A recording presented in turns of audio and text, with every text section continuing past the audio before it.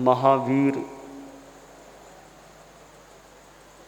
इस भरतक क्षेत्र की वर्तमान अवसर्पिणी के 24वें तीर्थंकर हुए और वीतराग पुरुष थे। केवल ज्ञान, केवल दर्शन, क्षायिक सुख और निरंतरायता को प्राप्त हुए। भगवान महावीर की स्तुति में अनेक गीत हैं। संस्कृत में भी अष्टक हैं। अनेक रूपों में मानो भगवान महावीर की स्तुति की गई है। और एक गीत जो मैं यदा कदा प्रायः उच्चरित करता हूँ, महावीर तुम्हारे चरणों में श्रद्धा के कुसुम चढ़ाए हम। इस गीत में 5 पद्य हैं, आंकड़ी है ही। और इस गीत में श्रद्धा के कुसुम चढ़ाए कि बाहर के फूल भी होते हैं। पूजा में, सम्मान में फूलों का उपयोग भी किया जा सकता है। तभी फूलों का उपयोग साधु तो कैसे करेंगे? साधु को सचित फूलों का स्पर्श भी नहीं करना है। और गृहस्थ भी हैं, मान लें सामायिक में है, तो कैसे फूलों का उपयोग करेंगे? और भी इसमें हिंसा अहिंसा का भी विवेचन हो सकता है। तो ये कुसुम जो बाहर के हैं, सचित्त हैं, और सचित्त मान लो नहीं भी हो तो भी बाहर के हैं। फूल चढ़ाना एक प्रकार की श्रद्धा की अभिव्यक्ति होता है। तो साधु निर्ग्रंथ हैं, वो कैसे फूल चढ़ाएं? तो कहा गया कि हम उन फूलों को नहीं,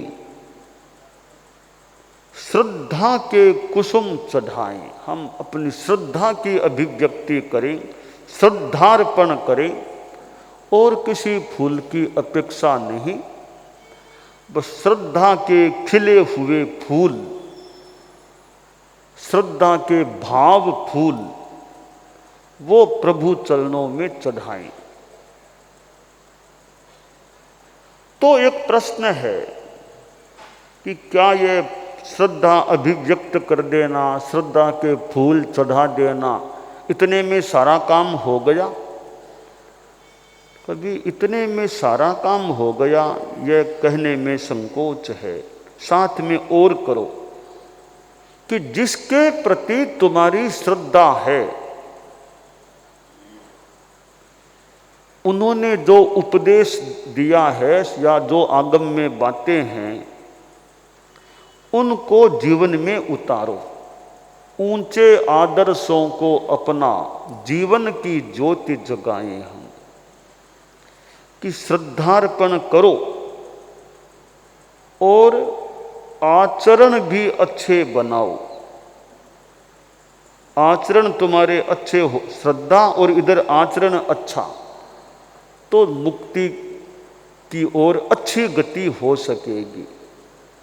मुक्ति प्राप्ति के लिए जहाँ एक और सम्यक ज्ञान, सम्यक दर्शन की अपेक्षा है, तो सम्यक चारित्र की भी अपेक्षा है।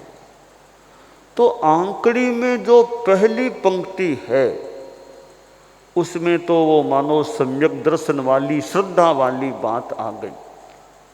तो श्रद्धा एक पाठ पूरा हो गया। अब दूसरा पाठ यानी सम्यक दर्शन को श्रद्धा के अंतर्गत ले लें, तो आचरण भी अच्छे होने चाहिए। तो ऊंचे आदर्शों को अपना, कि आदर्श ऊंचे हैं, आचरण का जो पक्ष है, उच्च पक्ष है, उसको भी हम अपनाएं और जीवन की ज्योति जगाएं। श्रद्धा है, आचरण है, साथ में सम्यक ज्ञान भी है। ये तीनों मिल जाएंगे, आचरण अच्छे होंगे तो जीवन में ज्योति प्रज्वलित हो सकेगी। ज्ञान की भी ज्योति, आचरण की ज्योति। देखिए, ज्ञान और आचरण, सम्यक ज्ञान और सम्यक आचरण दोनों की युति होगी, साधना होगी, तो आखिर जाकर केवल ज्ञान की ज्योति भी हमें प्राप्त हो सकेगी। अब जो कहा गया तपस, आगे पद्यों में पहला पद्य जो आया, तप संयममय शुभ साधन से आराध्य चरण आराधन से बन मुक्त विकारों से सहसा। अब आत्म विजय कर पाए हम प्रभु महावीर के प्रति श्रद्धार्पण करते हैं। हमें ऊंचे आदर्शों को भी अपनाना है, तो ऊंचे आदर्शों की भी अनेक बातें हैं कि तप संयममय शुभ साधन से, तपस्या और संयम ये शुभ साधन है मोक्ष प्राप्ति का। तो इसके साथ आराध्य चरण आराधन से, आराध्य चरणों की आराधना, इधर तप और संयम, तो इनकी निष्पत्ति क्या आए? तपस्या की, संयम की, आराध्य चरण की आराधना की, आखिर निष्पत्ति हम क्या चाहते हैं? बन मुक्त विकारों से सहसा, हम विकार विकृतियों से मुक्त बने और आत्म विजय कर पाए। तपस्या है, संयम की साधना है, तो इसका परिणाम आए विकृतियां दूर हों, आत्म विजय प्राप्त हो जाए। आगे कहा गया कि भी तप संयम और की साधना करना है तो दृढ़ निष्ठा नियम निभाने में हो प्राण बलि प्रण पाने में मजबूत मनोबल हो ऐसा कायरता कभी न लाए हम महावीर तुम्हारे चरणों में श्रद्धा के कुसुम चढ़ाएं हम। कि साधना का पथ, तप संयम की साधना का पथ लिया है तो नियम निभाने में दृढ़ निष्ठा हो कि मैंने जो नियम लिया है उसको निभाने के प्रति रुझान भी रखूं कि नियम मेरा न टूटे। साधु सोचे मेरा महाव्रत न टूट जाए, श्रावक भी सोचे मेरे नियम जो लिए हुए हैं वो प्रयास रखूं कि टूटे नहीं मेरे नियम, मेरी निष्ठा अच्छी रहे नियम निभाने में। और कोई मौके पर तो प्राण जाए तो जाए, मेरा साधुपना मेरा संयम वो कहीं न चला जाए, वो प्राण बलि प्रण पाने में।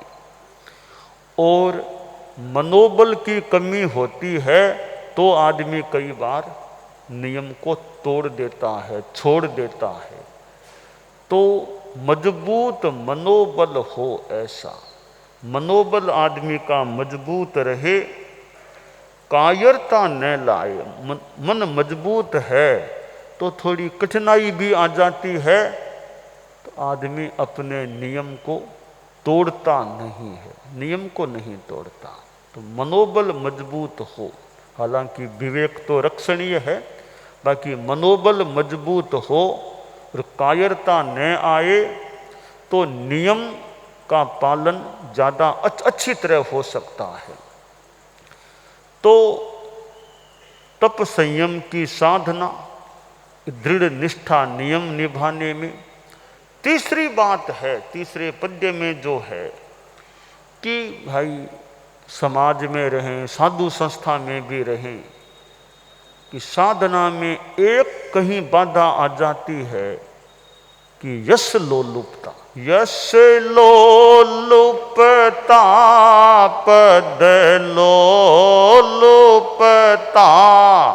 न सताए कभी विकार व्यथा निष्काम स्वपर कल्याण काम जीवन अर्पण कर पाए हम महावीर तुम्हारे चरणों में श्रद्धा के कुसुम चढ़ाए हम। कि मेरे मन में या हमारे मन में यश लोलुपता न जागे, पद लोलुपता न जागे और विकार व्यथा कभी सताए नहीं।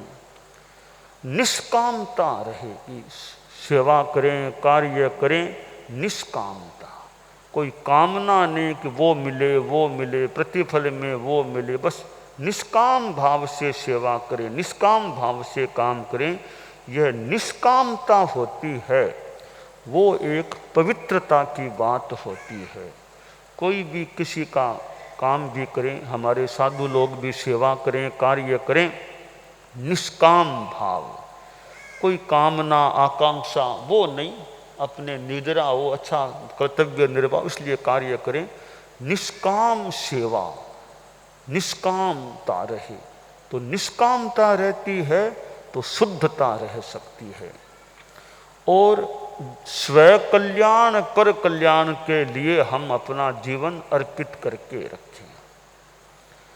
और चौथे पद्य में जो है बताया गया, गुरुदेव शरण में लीन रहें, निर्भीक धर्म की बाट बहें, अविचल दिल सत्य अहिंसा का दुनिया को सुपथ दिखाएं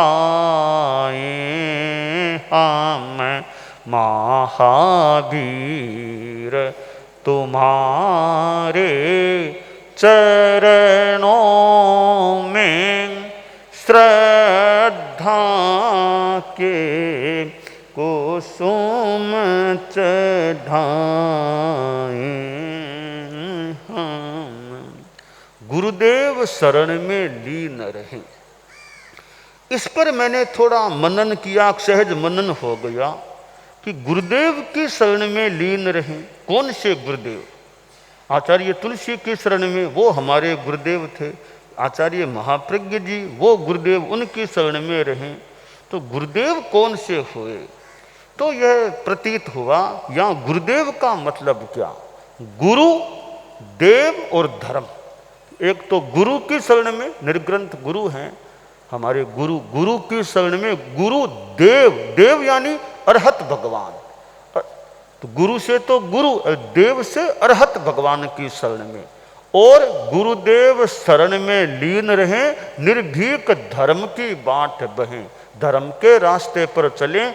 तो देव, गुरु और धर्म, इन तीनों का समावेश इस पद्यार्ध में हो गया है कि गुरु की शरण में रहें अरहत भगवान जो देव उनकी शरण में रहें और निर्भीक रहते हुए धर्म के रास्ते पर चले।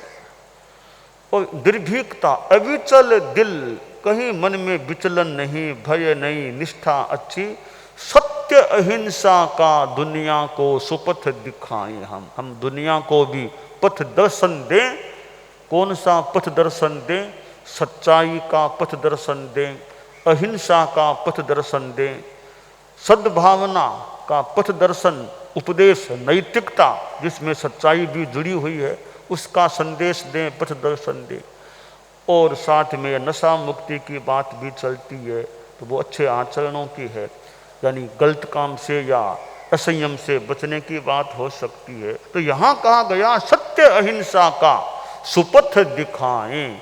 सुपथ दिखाना यानी अच्छा पथ दर्शन देना, गाइडेंस देना कि वो कौन सा, सत्य का, ट्रुथ, ऑनेस्टी, इन चीज़ों का पथ दर्शन दें, उपदेश दें।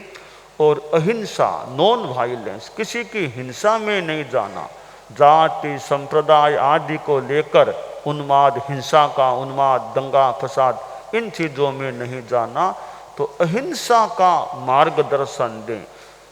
छोटे छोटे जीवों की भी अहिंसा रहे, अनावश्यक किसी प्राणी की हिंसा का प्रयास न हो। तो दुनिया को हम सत्य अहिंसा का सुपथ दिखाएं। 5वें पद्य में कहा गया, प्राणी प्राणी सह मैत्री हो, ईर्ष्या मत्सर अभिमान न हो, कहनी करणी एक सार बना, तुलसी तेरा पथ पाए हम महावीर,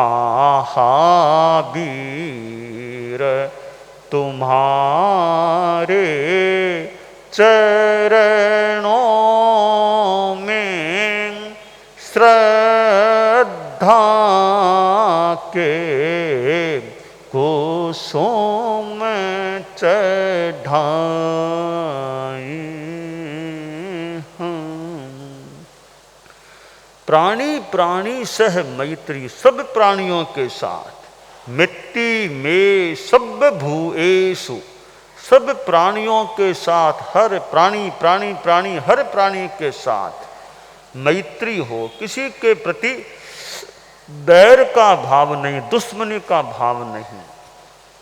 और मेरे मन में ईर्ष्या का भाव न जागे, उसको वह मिल गया, उसको मुझे नहीं मिला। ईर्ष्या किसी के साथ, किसी के प्रति न करूं, प्रमोद भाव रखूं।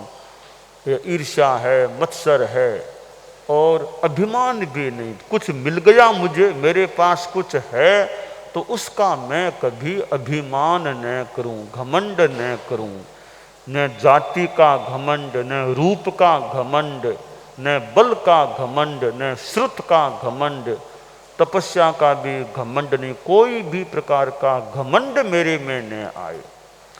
और कथनी कहनी करनी एक सार बना, मैं जो कहूँ वो ही, जो कहूँ वो करूँ, ऐसा नहीं कहता कुछ हूँ करता कुछ हूँ। कथनी करनी में विषम बाध्यता मेरे न हो, जो जबान से कहूँ वो काम फिर करने का भी प्रयास करूं। अनावश्यक झूठी बातें न कहूं, फिर कर नहीं पाऊं, ऐसी झूठी बातें मैं अपनी जबान से न, उतना ही कहूं जितना मैं कर सकूं। न कर सकूं उसका वादा भी फिर मैं न करूं। तो कहनी करनी इकसार बना, कथनी करनी को इकसार बनाकर तुलसी तेरा पथ पाए हम। तुलसी, परम पूज्य गुरुदेव तुलसी का नाम गीत में अंत में आ गया। तुलसी कई गीतों में रचनाकार होता है, रचनाकार का नाम भी प्रायः अंतिम पद्य में या अंतिम के पहले वाले पद्य में गीतकार का नाम भी आता है, रचनाकार का नाम। तो यहाँ गुरुदेव तुलसी आचार्य तुलसी, तेरा पथ पाए हम। ये तेरा पथ कौन सा हुआ?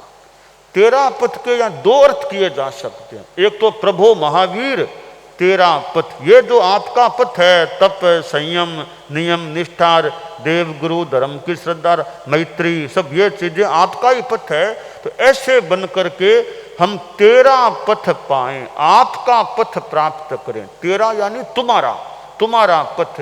अब दूसरा श्लेष रूप में दूसरा अर्थ ये, तेरा पथ हमारे धर्म संघ का नाम है, तेरा पथ, तेरा पंथ, तेरा पथ। तो तेरा पथ में प्रभु महावीर का पथ, यह अर्थ हो ही गया।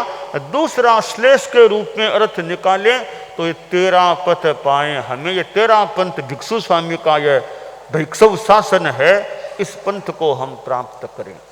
तो यह भगवान महावीर की स्तुति वाला गीत भी है, और केवल स्तुति ही नहीं, साथ में करणीय क्या, करें क्या, वो दिशा निर्देश भी इस गीत में दे दिया गया है। परम पूज्य आचार्य तुलसी स्वयं गीतों के संगायक भी थे। उनकी एक और रचना की बात, एक और साथ में संगान की बात। कई कई गीतकार, गीत बनाने वाले तो मान ले हैं, तो गीत गाओ तो गाना उनके मानो बस की, बढ़िया गाना उनके बस की बात नहीं। गीत बना देते हैं, बढ़िया गीत बना देते हैं। गीत का गाना है, इतना गला सुरीला नहीं है कि बढ़िया गा सकें। कोई गाने में बड़े निपुण है कि गीत बना दो, बनाना मेरे बस की बात नहीं। बना हुआ गीत गा मैं सकता हूँ, गा सकता हूँ, बढ़िया गा दूंगा, बना नहीं सकता। कई लोग गीत बढ़िया बना भी सकते हैं और बढ़िया साथ में अच्छा गा भी लेते हैं। तो यह गीत बनाने की भी क्षमता कईयों में अच्छी होती है, वो कला होती है। बहुत जल्दी बढ़िया गीत कविता पद्य बना देते हैं। और संगान करना होता है तो फिर संगान भी अच्छा कर लेते हैं। तो कईयों के वो मधुर संगान की कला होती है। तो परम पूज्य आचार्य तुलसी और इधर आचार्य महाप्रज्ञ जी, जो हमारे दो गुरु, प्रथम दशक तेरा पंथ की आचार्य परंपरा का हुआ, उसमें हमें दो गुरु प्राप्त हुए थे। और दो ही गुरु हैं जिन्होंने इतनी लंबी यानी ठेठ महाराष्ट्र तक आगे की भी यात्रा की। तो महाराष्ट्र में तो दोनों ही आचार्य श्री पधारे हुए हैं।